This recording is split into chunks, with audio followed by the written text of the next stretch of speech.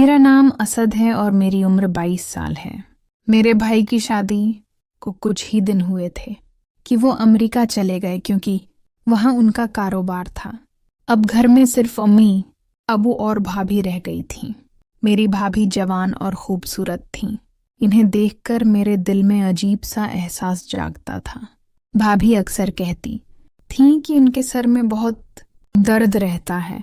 असल बात ये थी कि भाई शादी के फौरन बाद परदेस चले गए थे।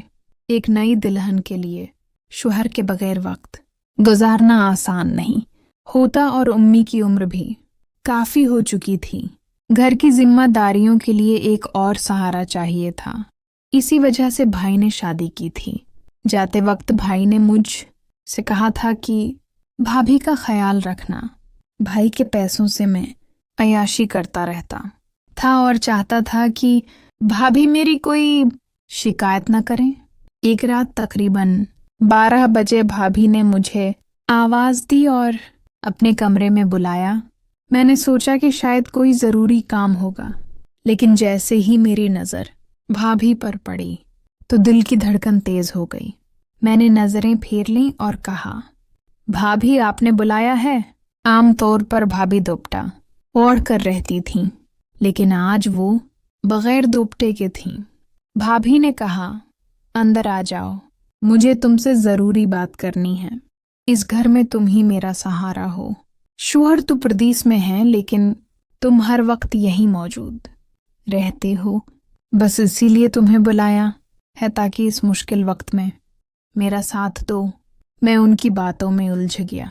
भाभी ने इशारे से तिल की शीशी दी और कहा, ये तिल है, मेरे सिर में बहुत दर्द है, जरा मालिश कर दो। मैंने सोचा शायद वाकई उनके सिर में दर्द है। मैंने तेल उठाया और उनके पास बैठकर आहिस्ता आहिस्ता सर दबाने लगा। मैंने नजरें झुका ली थीं और खुद को काबू में रखा। जैसे जैसे मैं सर दबाता गया, भाभी को सुकून मिलता गया और उनकी सांसें हल्की होने लगी। कुछ देर बाद वो सो गईं। मैं चुपके से कमरे से बाहर आ गया, लेकिन मेरा दिल अंदर ही अंदर बेचैन हो गया था। अगले दिन भाभी ने कहा, कल रात तुमने मेरा दर्द खत्म कर दिया। मैं तुम्हारी शुक्रगुजार हूं। मैं शर्मिंदा हुआ और कहा, भाभी आप सारा दिन काम करके थक जाती हैं, मैं कोशिश करूंगा कि आपका हाथ बटाऊं। भाभी ने मुस्कुराकर कहा, मेरी थकन कभी नहीं उतर सकती। जिस दिन तुम्हारे भाई घर आएंगे ये थकन खुद ब खुद खत्म हो जाएगी। मैं उनकी बात का मतलब न समझ सका और कॉलेज चला गया। दोपहर को वापस आया तो देखा भाभी कपड़े धो रही थीं। इनका सारा वजूद भीग चुका था। मैं ये सब देखकर उलझन में पड़ गया। दिल के अंदर अजीब कश्मकश थी। रात को जब अम्मी सो गईं तो भाभी ने फिर मुझे आवाज दी। मैं उनके कमरे में गया तो वो पहले ही की तरह बस्तर पर लेटी हुई थीं। मैं समझ गया कि वो फिर मुझसे कुछ चाहती हैं।